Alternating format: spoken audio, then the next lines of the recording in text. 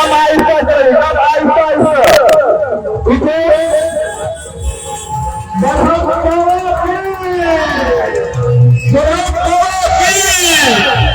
पप्पू भैया रिकॉर्डिंग कधी कमी करता गाना थोड़ा कम कर दो निकाल कवा तक चालू करेगा तो बंद कर दो। Hello hello hello hello Shri गुरु के आश्री मेरा यात्री आपको बताते हैं आप तमाम यात्रा को हार्दिक अभिनंदन करता हूं और सफल होगी और आप भी आप हमारे जिला पार्टी नेता माता कौना मात्र के बराबर में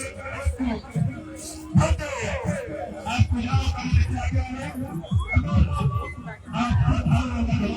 नमस्ते प्रणाम आ सब गोटे के जते भी युवा एकता सेवा समिति पेज के माध्यम से देख रहा छी वीडियो सब गोटे के बतावे चाहे छी कि कमला जी के स्थापना भ रहल छै हमरा बेला गांव में वही के लक ई कलसा जुलूस यात्रा निकालल गेल छै।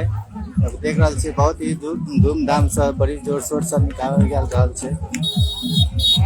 बेला गांव से ई कलश यात्रा निकलल छै।